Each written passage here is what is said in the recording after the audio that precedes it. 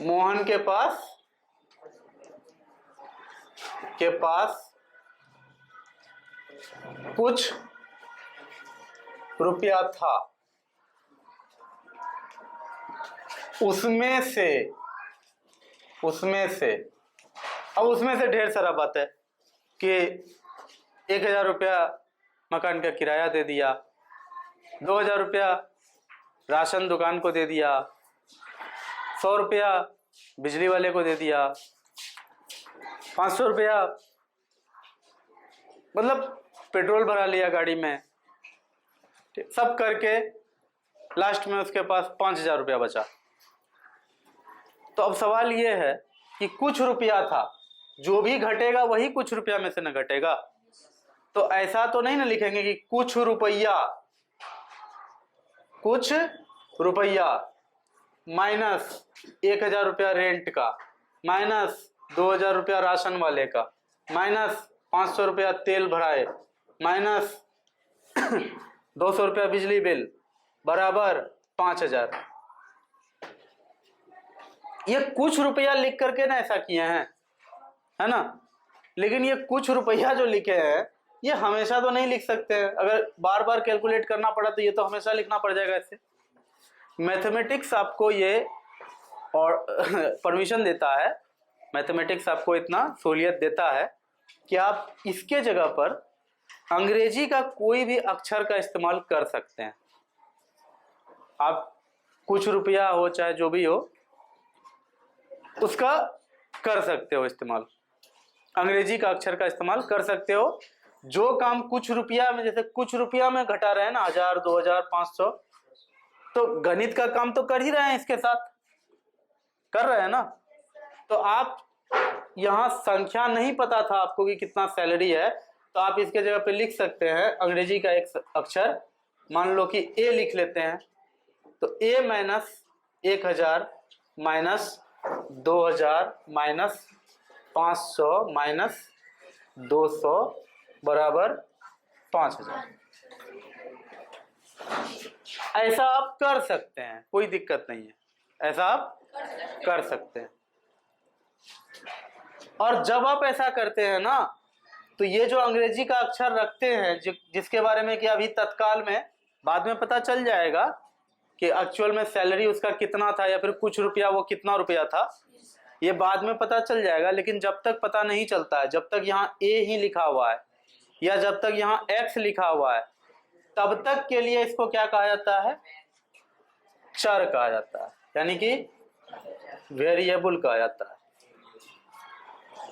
और जितनी भी संख्याएं इस्तेमाल होता है किसी भी इस तरह का गणितीय कोई बात को लिखने के लिए, ठीक है, गणितीय बात इस तरह से जो लिखा जाता है इसको समीकरण कहते हैं। तो समीकरण हो चाहे कुछ भी हो, गणित में जब भी इस तरह से कोई संख्या का इस्तेमाल होता है, संख्या का यूज होता है, तो उस समय इनको क्या कहा जाता है, अचर, कांस्टेंट।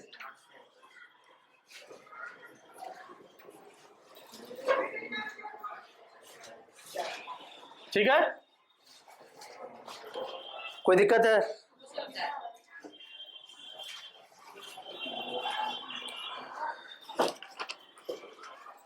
ठीक है, चर अचर मेरे ख्याल से समझ में आ गया है। तो अब आगे बढ़ना चाहिए हम लोगों को।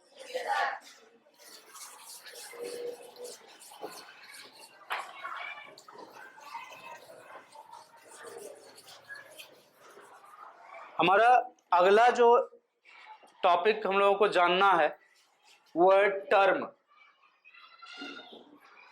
क्या है? टर्म, यानी कि पद। वो वाला गेट लगा दीजिए, कोई नॉइज बहुत आ रहा।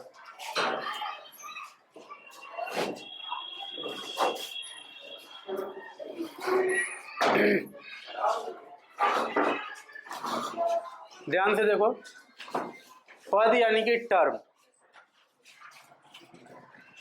इसको मतलब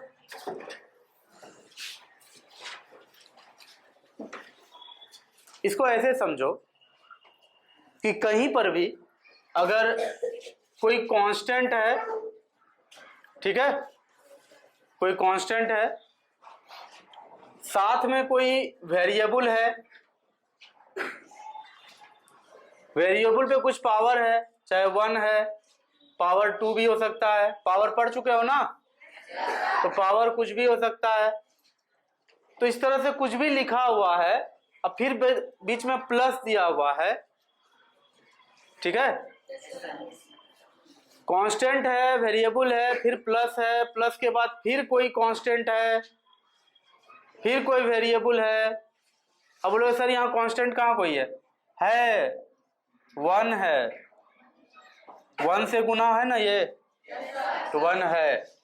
एक बात और हमेशा जान लो कि अलजेब्रा में जो 6 गुना x है, आप इसको 6x लिख सकते हैं, है ना, या फिर x गुना 6 भी कहीं रहे तो अगले स्टेप में आप इसको 6x लिख सकते हैं।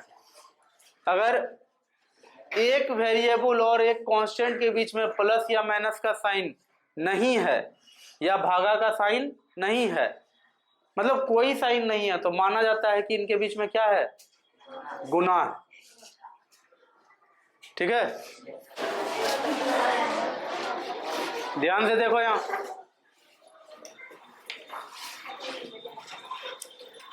सिक्स एक्स प्लस वाई, या फिर y गुना कुछ भी हो सकता है, y गुना z हो सकता है, कुछ भी इस तरह से है, ठीक है। तो याद रखना, इसमें ये सिंगल जो चीज है जो कि प्लस से अलग किया हुआ है, प्लस से किया हुआ अलग है ये एक चीज, प्लस से अलग किया हुआ है ये पूरा का पूरा एक चीज, ये पूरा का पूरा चीज को कहा जाता है पद, यानी कि टर्म। ये पूरा का पूरा वाई जेड क्या कहलाएगा? टर्म। और ये समूचा चीज क्या कहलाएगा? इसको कहा जाता है, जो आपका चैप्टर का नाम है वही, बीजीय व्यंजक, यानी अलजेब्राइक एक्सप्रेशन, अलजेब्राइक एक्सप्रेशन। तो बोलोगे सर पद क्या होता है, एक डेफिनेशन लिखा दीजिए। ऐसा कोई डेफिनेशन होता नहीं है, ये समझने की बात है ना। डेफिनेशन में लिखाता है कि किसी भी अलजेब्राइक एक्सप्रेशन में प्लस या माइनस से अलग किया हुआ जितना भी कुछ है वही पद कहलाता है। तो फिर पूछा जाएगा अलजेब्राइक एक्सप्रेशन क्या होता है, बीजीय व्यंजक क्या होता है, तो उसका डेफिनेशन बोलोगे ढेर सारे पदों को प्लस या माइनस से जोड़कर एक जगह लिखा जाता है, उसी को बीजीय व्यंजक कहा जाता है। तो ये कोई बात नहीं हुई, है ना। ये तो वही बात हो गया कि बुक कहाँ है? टेबल के ऊपर। टेबल कहाँ है? बुक के नीचे। तो ये थोड़ी ना होता है सही डेफिनेशन। तो पद के बारे में अगर आपसे पूछेगा कोई कि पद क्या होता है, तो उसको सीधे बताना है कि उसको आपको लेना तो पड़ेगा ही सारा ये बीजीय व्यंजक का। तो बताने की बात तो छोड़ो, मतलब हम कैसे समझेंगे इसको, तो हम इसको ऐसे समझेंगे कि कोई भी वेरिएबल या कांस्टेंट हो, ठीक है ना, और जब वो प्लस या माइनस में दूसरे किसी वेरिएबल कांस्टेंट के साथ लिखा गया है, तो प्लस या माइनस से अलग किया हुआ जितना भी एंटिटी है, जैसे यहाँ 6x है, yz है, और भी हो सकता है कुछ कुछ होता, तो वो सब अपने आप में पद कहलाता है ना। फॉर एग्जाम्पल एक थोड़ा सा अगर इसको लॉन्ग करके दिखाते हैं,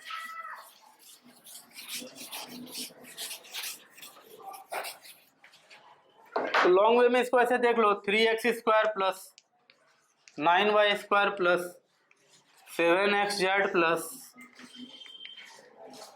3y³, ऐसे करके मन में जो आया लिखते चले गए। इसमें देखो जो भी चीजें हैं, मान लो बीच बीच में माइनस भी है, ठीक है, जो भी चीज है यहाँ पर वो सब क्या है? ये सब क्या है? ये सब अपने आप में क्या है? पद है, यानी टर्म्स है या टर्म है। ये सबके सब पद है। और ये समूचा जो चीज है ना, ये पूरा का पूरा मतलब ये 3x² plus 9y² minus 7xz plus 3y³ ये पूरा का पूरा चीज क्या कहलाएगा? बीजीय व्यंजक यानी अलजेब्राइक एक्सप्रेशन।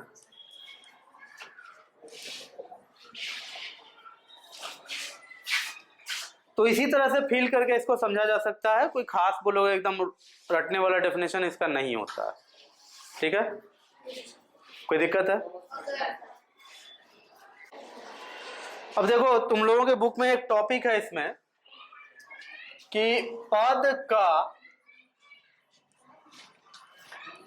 गुणनखंड, है ना? फैक्टर्स ऑफ या फैक्टर्स ऑफ टर्म्स, ये एक टॉपिक है तुम लोगों के बुक में और बहुत इंपॉर्टेंट टॉपिक है। ये एक ऐसा टॉपिक है कि 8th क्लास वाले जो तुम्हारा भैया लोग हैं ना, उसमें हालत ये था कि इस टॉपिक में अभी एक बात सीखोगे। हालत ये था कि क्लास में एक भी स्टूडेंट को वो बात याद नहीं था जो कि इस टॉपिक का बात है, क्लास 7 का बात। इसीलिए कह रहे हैं कि इसको ध्यान से सुनना। देखो कोई बीजीय व्यंजक है, मान लो अलजेब्राइक एक्सप्रेशन है, इसको शॉर्ट में एक्सप्रेशन भी बोला जाता है, हर जगह बीजीय बोलने की जरूरत नहीं है। कोई एक्सप्रेशन है, मान लो कि 9x² plus 3y plus 7x plus 12, ठीक है? इसमें अलग अलग पद है। कौन कौन पद है आपका? ये एक पद है, ये एक पद है, ये एक पद है, ये एक पद, 4 पद है या नहीं? तो ध्यान से इसमें देखो, हर पद में कुछ ना कुछ रहेगा। जैसे 9x² एक y एक पद है, ठीक है? इसका गुणनखंड करेंगे तो क्या क्या होगा? देखो इसका गुणनखंड करने पर जो तुम्हारा बुक कहता है कि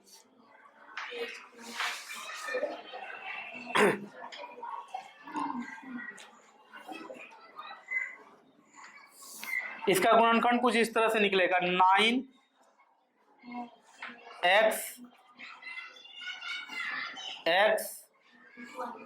y। करने का मतलब 9 into x into x into y, यही है ना 9x² y। तो ये जो 9 है, x है, फिर y है, ये सब क्या है? ये कुल मिलाकर के ये 9x² y का गुणनखंड है। क्या है? गुणनखंड है। उसमें से 9 क्या है? 9 के बारे में जान लो, बहुत इंपॉर्टेंट बात जान लो कि 9 जो है वो x² y का गुणांक है। x² y का गुणांक है। गुणांक को अंग्रेजी में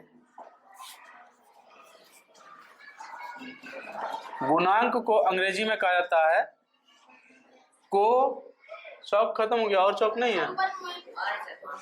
कहाँ रखते हो? अच्छा यहाँ, चलो ठीक है, तो है ना कोएफिशिएंट। याद करने थोड़ा सा हो सकता है याद करना पड़े। गुणांक को इंग्लिश में कहा जाता है कोएफिशिएंट। तो हमेशा याद रखना कि जो कांस्टेंट गुना होगा ना, वहां ढेर सारे वेरिएबल्स में या एक वेरिएबल में जो कांस्टेंट गुना है वही कांस्टेंट कहलाता है उन वेरिएबल्स का गुणांक। जैसे x² y का गुणांक क्या है? 9, ठीक है? उसी के जैसा देख लो कि 3y का भी गुणनखंड करो, तो 3y का गुणनखंड कैसे होगा? 3 है और दूसरा क्या है? y, दोनों के बीच में गुना हुआ है। 3 जो है ना, इसको कहा जाएगा y का गुणांक। y का गुणांक। 7x में देखो क्या क्या होगा, -7। याद रखना एक बात को हमेशा, इसीलिए हम यहाँ पे पहले प्लस लिखे थे, फिर से यहाँ माइनस किए हैं कि जब भी कभी अलजेब्राइक एक्सप्रेशन में कहीं माइनस दिया हुआ हो ना, तो आप मान के चलना कि ये माइनस इसका खुद का है। मतलब यहाँ हुआ क्या है, कहानी यहाँ ये बताया जाता है कि अरे यहाँ तो प्लस था, लेकिन इसके खुद के माइनस के कारण ये प्लस माइनस माइनस हो गया। आई बात समझ में? जब भी अलजेब्राइक एक्सप्रेशन में हम लोग गुणनखंड करते हैं किसी पद का, तो मेन माइनस को उस पद का माइनस के रूप में समझा जाता है। यहाँ जो माइनस था ना, ये इस पद का पर्सनल माइनस था, उसके कारण यहाँ प्लस माइनस माइनस हुआ था। आई बात समझ में? तो इसीलिए लिखे हैं -7 इंटू एक्स। तो यहाँ -7 जो होगा वो क्या होगा, x का गुणांक। आई बात समझ में? तो इस तरह से चलता है। अगर हम यहाँ पूछे तुमसे कि बताइए इसमें z का गुणांक क्या है, z का गुणांक क्या है, z का कोएफिशिएंट क्या है, z उसमें है ही नहीं। ऐसा स्थिति में आप सीधे बोलेंगे 0, क्योंकि नहीं है तो इसका मतलब 0 गुना z होगा ना, तब ना नहीं है। 0 गुना z होगा तब ना वो नहीं है। होता अगर 1 के जगह पे 1 होगा, सॉरी गुणांक के जगह अगर 0 के जगह 1 होता, 2 होता, कुछ भी होता तो z भी होता इस व्यंजक में। नहीं है z जैसा कुछ भी, इसका मतलब z में 0 गुना हुआ होगा। इसलिए जो चीज नहीं होता है, कोई पूछने वाला पूछ सकता है कि z का गुणांक क्या होगा, तो आपको बता देना है z का गुणांक 0 होगा। तो इतना ही है। तो अब आगे का टॉपिक कल करेंगे, समान एवं असमान पद, एक पदी व्यंजक, द्विपदी व्यंजक, त्रिपदी व्यंजक, बहुपदी व्यंजक, है ना।